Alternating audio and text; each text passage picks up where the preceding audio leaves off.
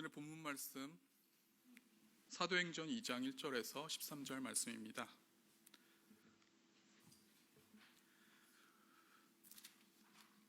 오순절 날이 이름에 그들이 다 같이 한 곳에 모였더니 호련히 하늘로부터 급하고 강한 바람 같은 소리가 있어 그들이 앉은 온 집에 가득하며 마치 불의 혀처럼 갈라지는 것들이 그들에게 보여 각 사람 위에 하나씩 임하여 있더니 그들이 다 성령의 충만함을 받고 성령이 말하게 하심을 따라 다른 언어들로 말하기를 시작하니라.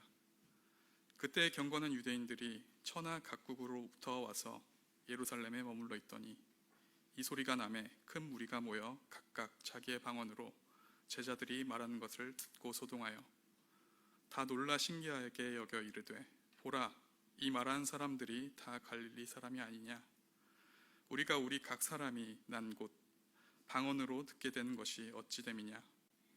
우리는 바데인과 메데인과 엘람인과 또 메소보다미아, 유대와 갑바도기아, 본도와 아시아, 부르기아와 밤빌리아, 애국과 및 구레네에 가까운 리비아, 여러 지방에 사는 사람들과 로마로부터 온 나그네, 곧 유대인과 유대교에 들어온 사람들과 그레데인과 아라비아인들이라.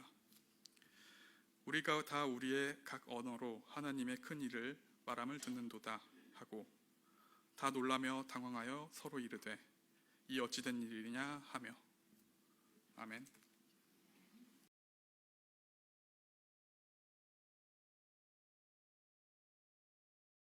반갑습니다. 참 좋으신 우리 주님의 은총과 평강이 예배의 자리에 나오신 모든 분들 위해 함께 하시길 축원드립니다. 음악 좀 더 틀어주시지. 개인 장기 자랑을 한번 하려고 했더니 성가대 찬양 감사드립니다. 어깨가 덩싱덩싱 해서 금방 음악에 맞춰서 한번 춰보려고 했는데 오늘은 성령 강림주일, 왜 간절함이 중요한지를 생각해 보겠습니다. 첫 번째 스크린을 띄워주시면 우리는 간절이라는 말을 많이 쓰죠. 간절하다는 뜻을 말을 많이 하는데 그 뜻을 이미 알고 계시겠지만은 사전적 의미로 한 번 더 살펴보면은 무엇을 바라는 마음이 지극히 정성스럽고 몹시 절실하다, 이런 사전적 의미를 가지고 있습니다. 우리는 그러면 보통 어떨 때 이 간절할까요? 어떨 때 간절하죠? 어려울 때. 그렇죠. 어려울 때. 우리가 꼭 이루고자 하는 소원이나 염원이 있다면, 또 불가항력적인 그런 어려움에 닥쳤을 때, 이럴 때 우리는 간절할 수밖에 없습니다. 간절할 수밖에 없는데, 수능을 지금 제 아들 녀석도 지금 수능을 준비하고 있는데 별로 간절한 것 같지 않아요. 조금 걱정입니다. 간절해야 되는데, 간절해야 뭔가 이게 이룰 수 있는데, 조금, 아마 그동안에 이렇게 고등학생 시절을 3년을 보내야 하기 때문에 아마 다소 지금 뭐라 그래야 될까요? 다 침체기 그런 상태가 아닌가 그런 생각이 드는데요. 아무튼 수능을 앞둔 학생들은 수능을 잘 봐서 본인이 원하는 과 그리고 대학에 들어가는 것일 테고, 우리 대학 졸업을 앞둔 학생들은 취업이겠죠. 또 취준생들은 시험 합격일 테고, 진로 문제 이런 것들이 아마 간절한 문제가 될 것 같습니다. 우리 또 자녀를 키우는 분들은 자녀들이 건강하게 성장하는 것, 또 교회에도 조금 같이 나왔으면 하는 신앙의 정체성을 가지는 것, 이런 것들이 아마 우리 부모님들이 가진 간절함이 아닐까 생각이 되고요. 각기 자신이 처한 상황에 따라서 그 간절함의 내용은 달라질 것 같습니다. 저 같은 목회자의 간절함은 뭘까요? 목회자의 간절함은 하나님의 뜻을 잘 모르지만은 하나님의 뜻과 마음을 잘 살피는 것. 왜냐하면 이거는 저의 목회와 관련이 되고 우리 교회와 우리 성민들을 잘 하나님께로 인도하는 것이기 때문에, 그것과 직결되어 있기 때문에 하나님의 마음과 뜻을 잘 살피는 게 저에게는 간절함이라고 하겠습니다. 우리 오늘 이제 성경 말씀을 읽어보니까 두 번째 서클이네. 예수님의 제자들의 간절함. 그 예수님의 제자들의 간절함은 성령의 임재, 주님께서 약속한 그 성령이 임재한다는 거기에 대한 간절함이 있었습니다. 그러면은 왜 성령의 임재를 간절히 바랐을까요? 그것은 바로 개인의 사적인 용도로 사용하기 위해서가 아니라 성경 말씀에도 나와 있듯이 땅끝까지 이르러 나사렛 예수가 하나님의 아들이시고 그리스도시라는 것을 증거하기 위한 것이었습니다.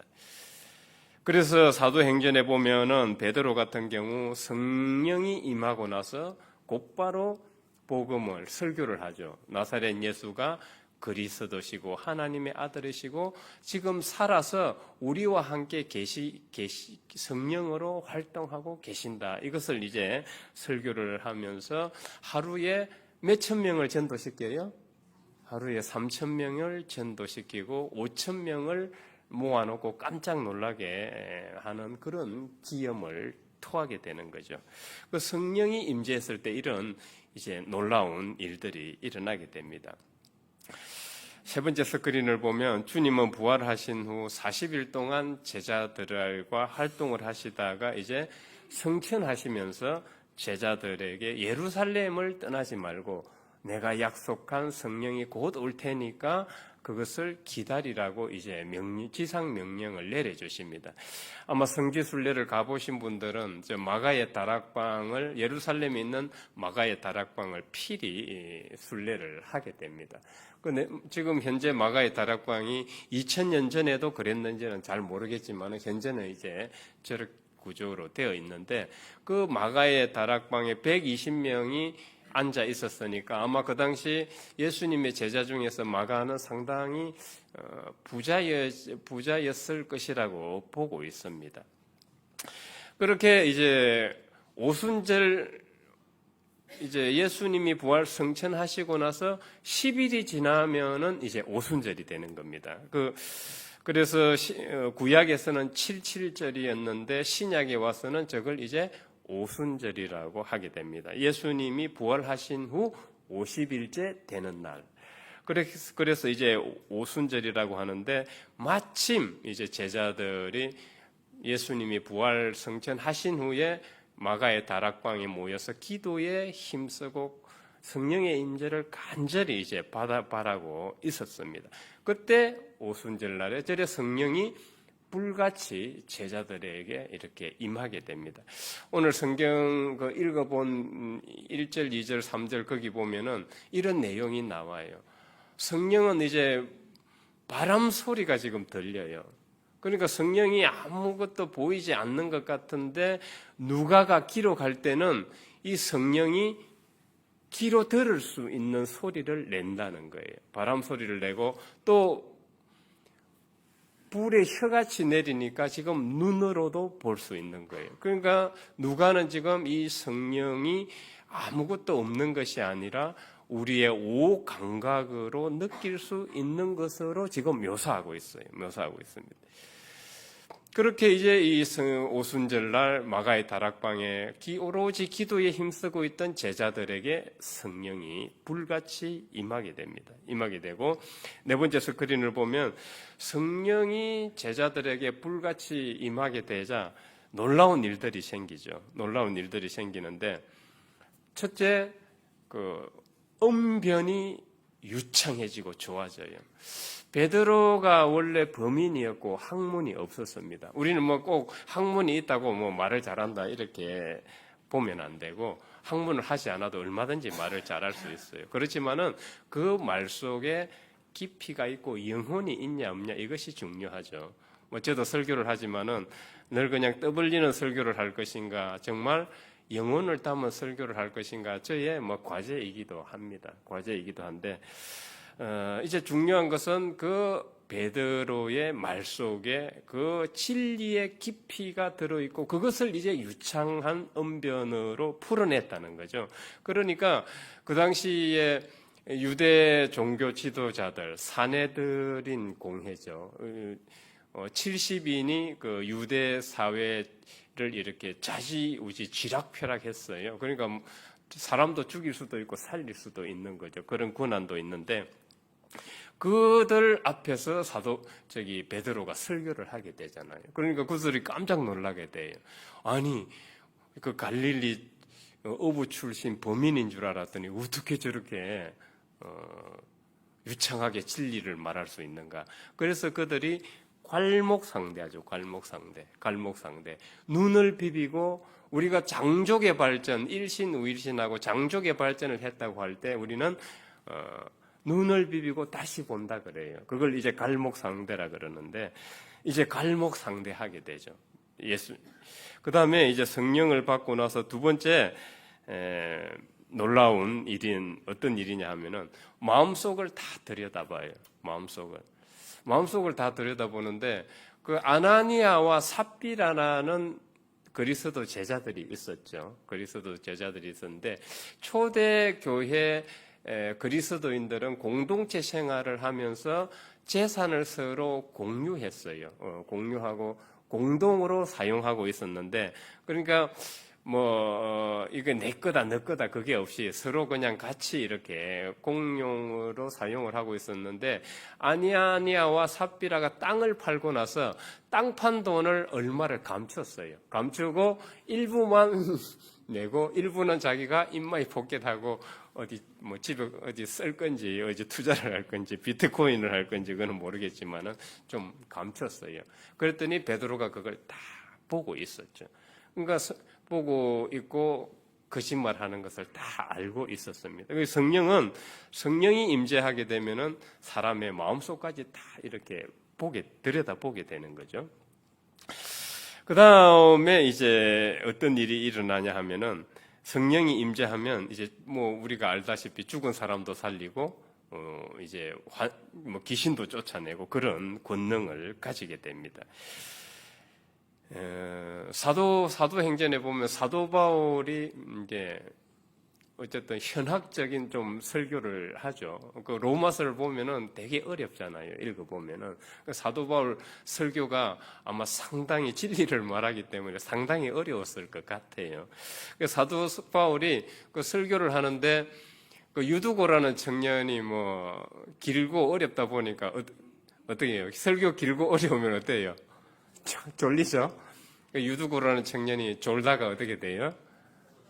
네, 떨어져 죽었죠. 그 사도 바울이 가서 살리잖아요. 그런 성령이 임재하게 되면은 그런 일들이 또 일어나게 됩니다. 그리고 그 사도행전에 보면 빌립이 사마리아에 가서 복음을 전파를 합니다. 복음을 전파를 하는데 사마리아 사람들이 이제 그 동네 사람들이 세례를 받게 되죠. 세례를 받게 되는데 이제 이 빌립은 집사 중에 한 사람이잖아요. 집사 중에 한 사람인데 나중에 이제 그 예루살렘 본부에서 사마리아에도 복음이 전해진다는 소식을 듣고 베드로와 요한을 파견을 하게 되죠. 파송을 하게 되는데 베드로와 요한이 그 사마리아 빌립이 전한 동네에 가서 이제 안수를 하자 그들에게 뭐가 들어가요? 성령이 임하게 되죠. 그러니까 성령이 임재하게 되면은 안수할 때 안수받는 사람에게도 성령이 들어가더라는 것을 이제 사도행전은 잘 말해주고 있습니다. 그리고 또 한 가지를 들자면은 베드로가 그 심적 상태가 어떻게 돼요? 이 심적 상태가 베드로가 예수님이 십자가를 지시기 전에 그 고난받고 치절을 당하잖아요. 그때 베드로는 어떻게 해요? 닭 물기 전에 3번 부인하게 되죠. 그래서 베드로가 가장 싫어하는 고기가 닭고기고 베드로가 사는 동네에는 치킨집이 없다. 치킨 배달이 일어나지 않는다고 그래요. 믿거나 말거나. 아무튼 그 베드로는 예수님이 십자가 지기 전에는 겁쟁이, 두려움에 쩔은 겁쟁이였는데 성령이 임재하게 되자 아주 용기 백배해지고 사내들인 공회에서 유대 종교 지도자들, 그 고위층 앞에서 아주 담대하게 복음을 선포하죠. 그렇게 용기를 가지게 됩니다. 이 성령이 임재하면은 이런 이제 많은 권능을 받는데 중요한 것은 그 모두가 하나님을 증거하는 데 있더라는 거예요. 그 모두가 하나님을 증거하는 데 있더라. 우리 초대교회에서도 성령을 받으신 목사님들이 있습니다. 목사님들이 성령을 받으셨고 실제로 권능을 가지셨어요. 그런데 예수님의 제자들처럼 하나님의 일을 증거하는데 저 성령을 사용하셨더라면 얼마나 좋았을까 그런 생각을 해보게 됩니다. 우리는 그 전철을 밟지 않아야 될 것입니다. 오늘 성경 말씀을 보면 오순절날 제자들에게 성령이 임재하게 되는데 그 여러 가지 권능 중 앞서 말씀드렸던 권능 중 또 한 가지를 소개하고 있죠. 그 외국어로 말하는 겁니다. 외국어로 말하는 건데 그 당시 어떤 상황이냐 하면은 이제 유대인들이 1년에 가장 중요시 여기는 세 절기가 있죠. 6월절, 7.7절, 초막절. 이거는 구약시대 때부터 유대인들이 전통적으로 가장 중요시 여기던 세 절기입니다. 우리가 뭐 설날, 뭐 추석 이걸 보내듯이 단오 뭐 이런 걸 보내듯이 그들에게는 이 6월절, 7.7절, 초막절이 상당히 이제 중요한데 5번째 스크린을 띄워주세요. 그때 이 절기를 이제 보내기 위해서 그 세 절기를 보내기 위해서 예루살렘으로 집결을 하게 돼요. 예루살렘으로 집결을 하게 되는데 유대인들이 바벨론 그 기원전 7세기경에 가면 바벨론 제국으로부터 멸망을 당해요. 멸망을 당하면서 그때부터 이제 포로로 끌려가게 되고 흩어지게 되죠. 흩어지게 되면서 그곳에 이제 뿌리를 내리고 흩어진 곳에 각 곳에 살게 돼요. 그것을 우리는 이제 디아스포라라고 이제 이야기를 하는데 거기 이제 우리 지금 제1교포, 뭐 재미교포, 뭐 제독교포 이렇게 되겠죠. 그 유대인 교포들이 그 절기를 보내기 위해서 예루살렘에 이제 집결을 하고 있었던 거예요. 예루살렘에 저렇게 각 곳에서 모여서 예루살렘에 이제 순례를 와서 그 절기를 보내고 있었는데 마침 7.7절이에요. 7.7절. 7.7절인데 딱 예수님께서 부활하신 후 50일째 되는 날 그 마가의 다락방에서 성령이 불같이 내리게 되는데 그래서 신약 시대 때부터는 이 7.7절을 이제 오순절이라고 부르게 되었던 것입니다. 그런데 이 순례객들이 저 사방 각지에서 온 순례객들이 보니까 아니 이 사람들은 자기 나라 말을 배운 적도 없는데 외국어 지금으로 치면 뭐 외국어 스페인어, 미국, 뭐 영어, 프랑스, 뭐 독일어 이런 걸 한단 말이에요. 그러니까 얼마나 놀라워요. 배운 적도 없는데 그것도 자기네 말로 나사렛 예수는 하나님의 아들이고 그리스도시다.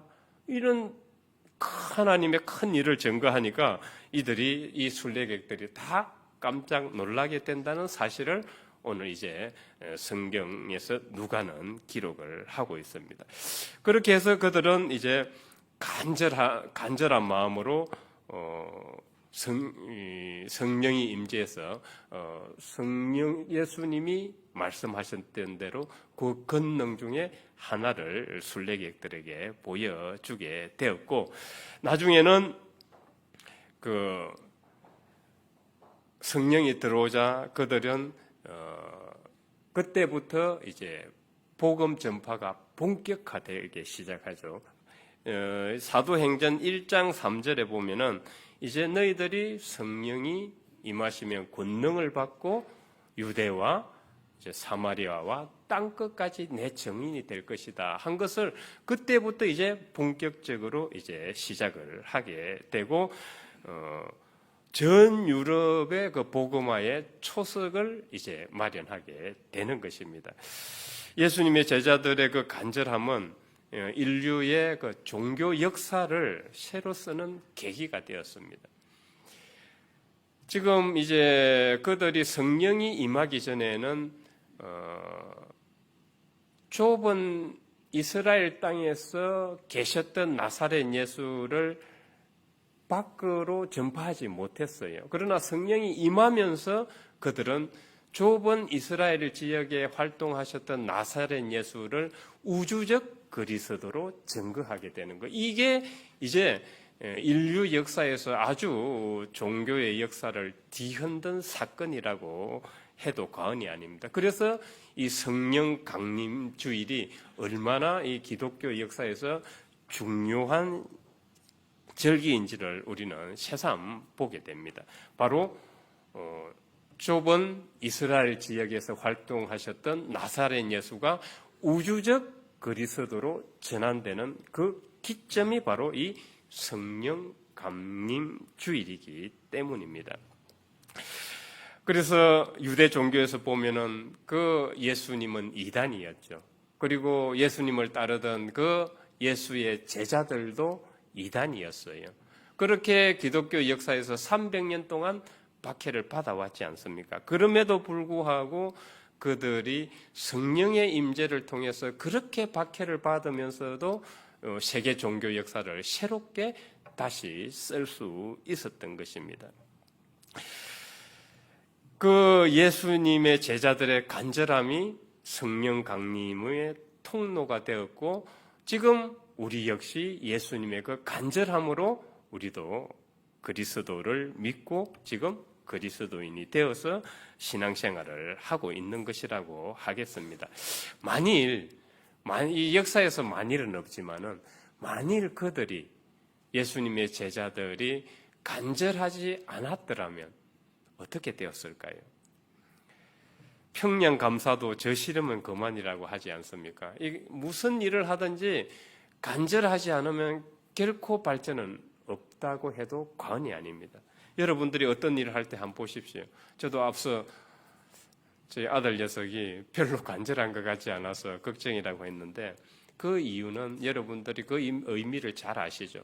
어떤 일을 하든 간에 공부가 되었건 사업이 되었건 신앙이 되었건 간에 간절하지 않으면 발전이 없어요. 발전이 없습니다. 예수님의 제자들은 그 간절함의 신앙적 태도로 세계의 종교 역사를 다시 쓸 수 있었던 것입니다.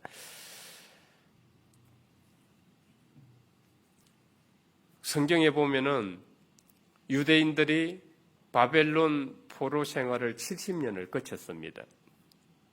정말 우리는 35년간 일제 강점기에서 고통을 받았지만은 그들은 2배, 70년간 바벨론 포로 생활을 했고 노예 생활을 했습니다. 얼마나 고통스러웠을까요? 그러면은 우리도 영화를 보면 알듯이 어떤 사람은 독립을 해야 된다고 막 강조를 하지만 어떤 사람은 친일 앞잡이들은, 매국노들은 야 그거 필요 없다, 그냥 이 현실에 만족하면서 살자고 하는 부류들도 생겨요. 이 유대인들도 마찬가지였습니다. 그냥 우리 현실에 만족하면서 살자, 뭘 독립 그거 뭔 저기 땡구름 잡는 이야기 하지 말고 그냥 이 바벨론 이 문화 속에서 그냥 잘 먹고 잘 살면 돼. 이렇게 해서 자기들의 신앙의 정체성을 점점 잃어가고 있었어요. 왜냐하면 이 지배 기간이 길다 보니까. 그래서 히브리 노예들의 그 합창, 노예의 합창이라는 작품을 보면은 그런 내용들이 나와요. 제가 조금 발췌를 했는데 우리 방송실에서 준비됐으면 2분 30초에서 4분 20초까지 틀어주세요.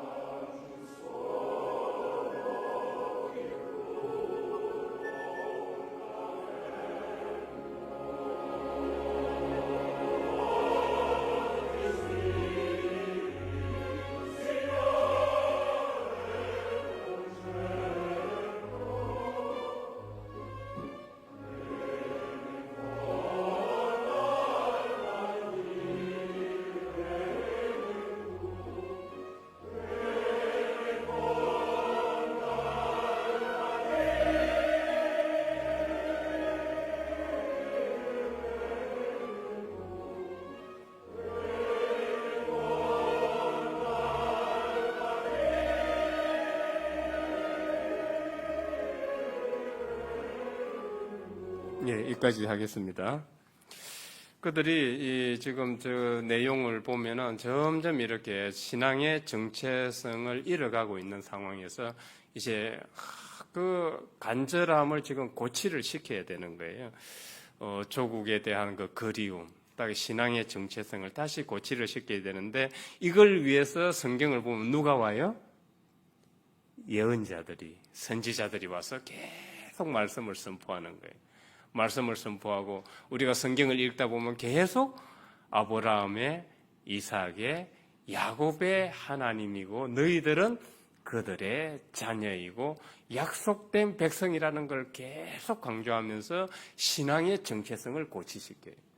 그리고 고국에 대한 열망을 가지게 만들고 다시 예루살렘으로 돌아가야겠다는 그 간절함을 계속 고치시켜요.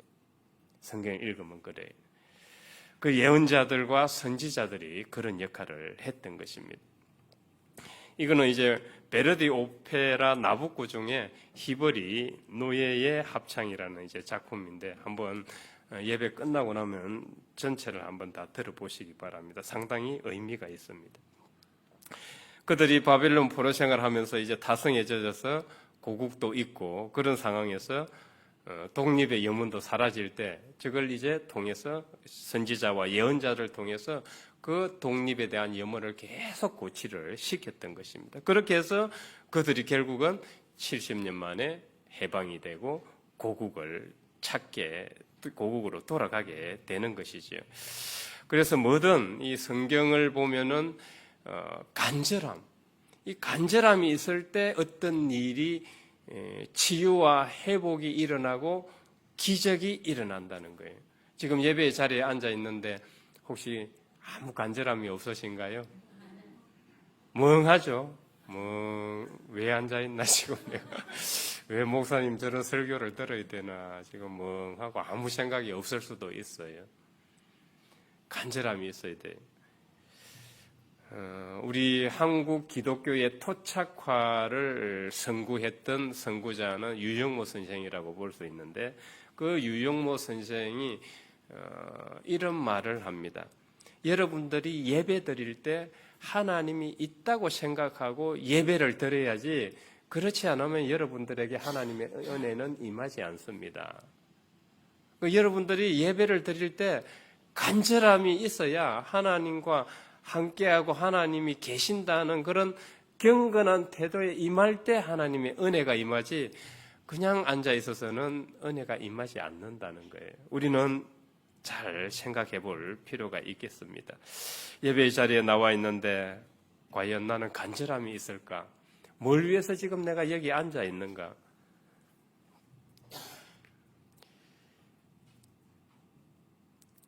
그래서 간절함이 실제로는 우리가 성경은 주로 간절함이 하나님의 은혜를 체험하는 통로라고 강조하고 있어요. 그래서 혈류증을 앓던 여인도 예수님의 옷자락만 만지면 낫겠다는 그 간절함, 중풍병자가 예수님만 만나면 낫겠다는 그 간절함이 치유와 회복을 불러오고 기적을 일으켰던 것입니다. 저는 이걸 조금 무리지만은 조금 양자 물리학적으로 접근을 해본다면 충분히 가능하다는 그런 생각을 해보게 됩니다. 지금 이 간절함도 우리의 생각이고 우리의 정신이잖아요. 정신이라면은 이 우주와 모든 우주에 있는 모든 물질들은 다 쪼개면 그 근원은 하나예요. 양자예요, 양자. 그렇다면은 우주를 이루는 모든 물질과 인간의 기원은 근원적으로 따지면은 양자로 돌아가고 똑같다는 거예요.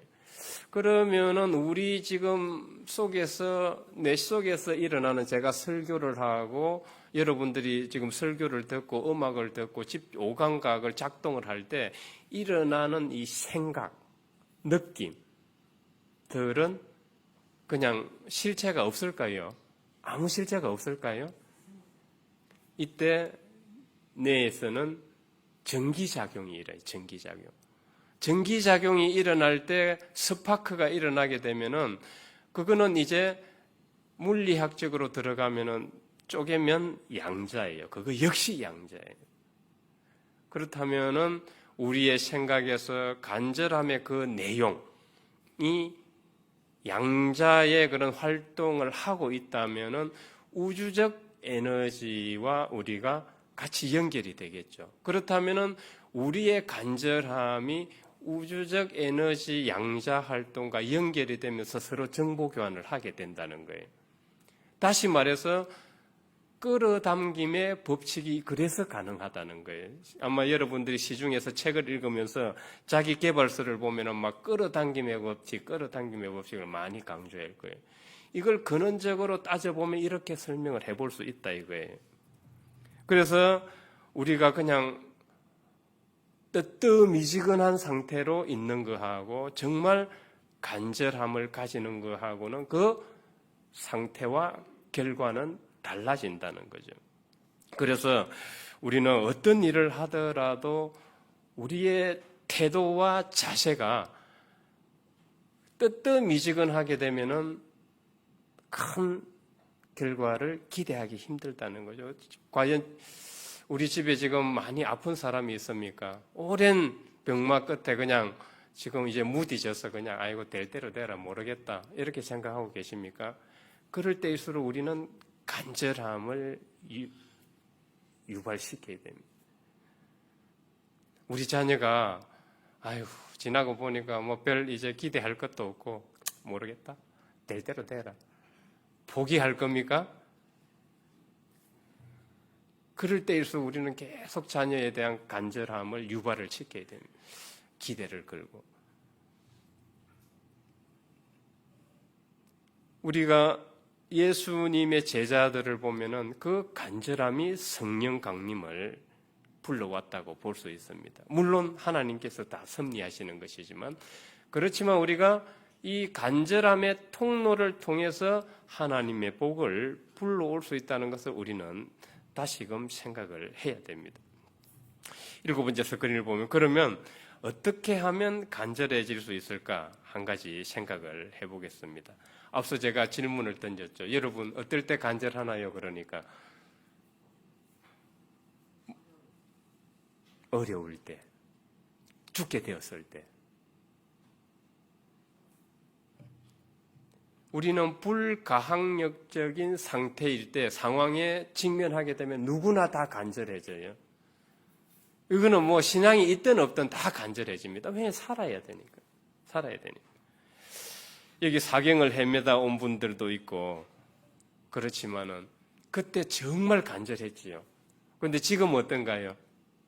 지금 그 간절함이 있어요?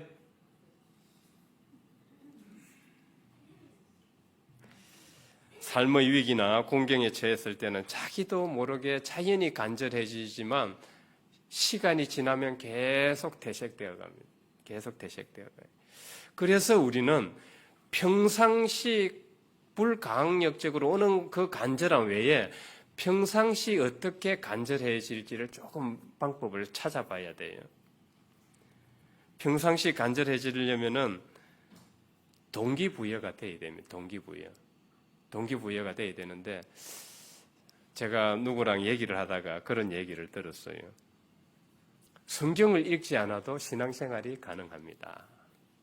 자, 여기 성경을 읽지 않아도 신앙생활이 가능한 분들 있죠? 있어요. 저도 청년부 때 그랬어요. 교회는 다녔지만 성경을 전혀 읽지 않았어요. 부끄러운 이야기지만은 성경을 전혀 읽지 않았습니다. 이제 성경을 읽을 때는 언제냐? 예배 참석해서 목사님이 설교할 때 몇 장 몇 절 그러면 그때 같이 읽는 거예요. 그리고 찬송가.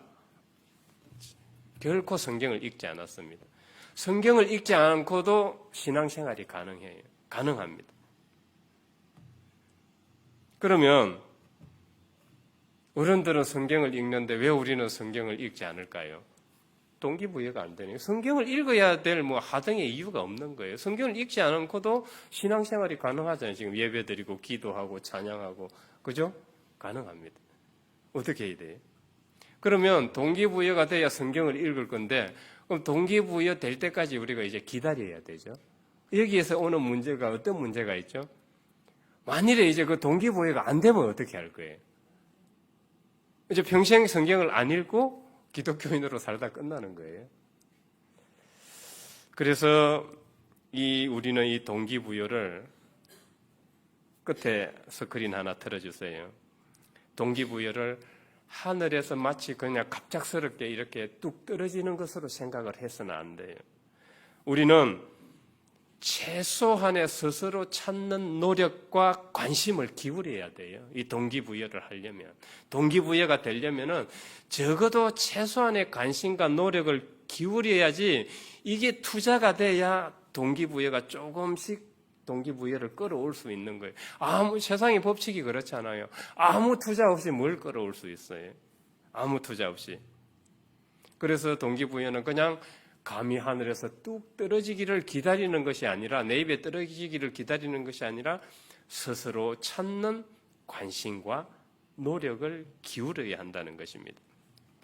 한 가지 예를 들면은 제가 달리기 경험으로 말씀드리면, 제가 달리기를 지금 한 7, 8년 해오고 있어요.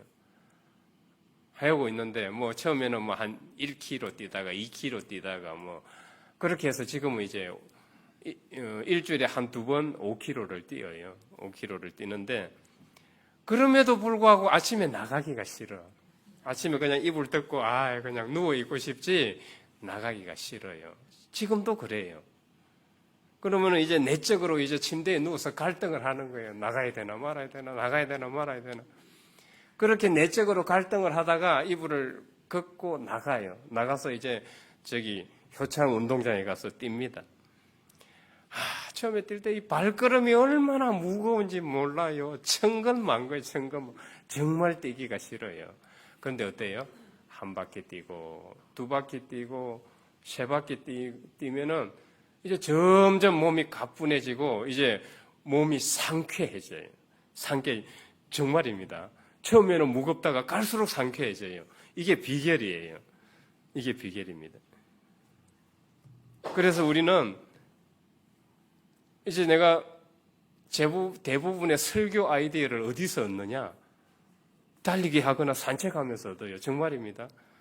제가 이번에 장례 3일 치르고 어떻게 설교 준비를 해요? 이 아이디어를 이제 달리기 하면서 미리 얻어서 구상을 해놨던 거예요. 그러니까 이제 바쁘게 그냥. 대부분 제가 설교 준비를 달리기 하거나 이 산책할 때 나와요. 이게 왜 가능한가 하면 신경 전문가 다마지오라는 사람이 있어요.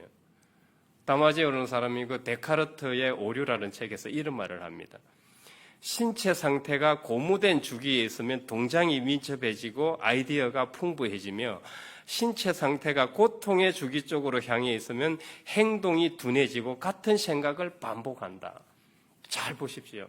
집에 누워서 그냥 변한 것 같죠? 그런데 그럴수록 신체 주기는 고통의 쪽으로 가요.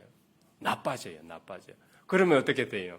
과거 생각 계속 반복하고, 과거에 내가 저랬지, 자기 연민에 빠지고, 저 사람이 내한테 말 한마디 한 거 서운하게 느껴지고, 잊혀지지도 않고, 가면 복수하고 싶고, 이게 계속 반복. 이거 생각을 없애버리면 나가서 뛰어서 땀을 빼야 돼요. 그러면은 이 다마지오가 말했듯이 그 신체 주기가 고무된 주기로 가면서 오히려 새로운 아이디어들이 창발하게 된다는 거예요. 저는 달리기를 경험을 통해서 이 신경학자 다마지오가 한 말을 100% 신뢰를 합니다. 믿을만 해요. 그래서 우리는 이 간절함을 위해서 동기부여가 되어야 되는데, 동기부여를 그냥 하늘에서 뚝 떨어지는 것으로 생각을 해서는 안 되고, 최소한의 스스로의 관심과 노력을 가지고 거기 투자를 해야 돼요. 투자를 한다는 것은 몸이 귀찮지만 몸을 끌고 나가는 거예요. 내 몸을 끌고 나가야 돼요. 책 읽기 싫어도 읽어야지. 그거 안 읽고 어떻게 뭘 할 거예요? 성경 읽기 싫지만 읽어야지. 안 읽고 뭘 어떻게 하겠어요? 최소한의 관심과 노력을 가지고 몸을 끌고 나가야 됩니다. 그때 조금씩 확장되고 동기부여가 투자한 만큼 오게 되는 거예요. 지식과 요령이 생기고 아이디어가 오게 되는 겁니다. 정말 직업적으로, 사회적으로 성공하고 싶다면, 신앙적으로 좀 더 발전하고 신앙의 깊이를 더하고 싶다면 우리는 이제 간절해지도록 동기부여를 받아야 되겠고, 그렇게 하기 위해서 최소한의 스스로의 관심과 노력을 기울여야 되겠다는 것입니다. 그렇게 해서 예수님의 제자들이 성령 강림을 불러왔듯이, 그렇게 해서 세계의 종교 역사를 새롭게 다시 썼듯이 우리도 내 인생의 역사를 새롭게 쓰고 또 교회 공동체를 통해서 하나님의 역사를 새롭게 쓰는데 동참하는 모두가 되시길 주의 이름으로 축원드립니다. 감사하신 하나님 아버지, 오늘 성령 강림주일 간절함에 대해서 생각을 해 보았습니다. 예수님의 제자들은 간절함을 통해서 성령 강림을 불러왔고 세계 종교 역사를 새롭게 다시 썼던 것을 우리는 보았습니다. 저희들도 신앙을 하면서 또 무슨 일을 하면서 간절함이 요구된다는 것을 깨닫게 됩니다. 성령께서 저희들과 함께 하시고 간절함을 얻기 위해 저희들이 스스로 최소한의 노력과 관심을 기울이는 일들을 해나가고 몸을 끌고 그 장소로 나가서 동기부여가 돼서 무슨 일을 하든 간절하고 또 신앙의 깊이를 더해가는 저희들이 되고 우리의 개인의 역사와 교회 공동체를 통해서 하나님의 역사를 새롭게 쓰는데 동참하는 모두가 될 수 있도록 인도하여 주옵소서. 예수 그리스도 이름으로 기도드립니다. 아멘.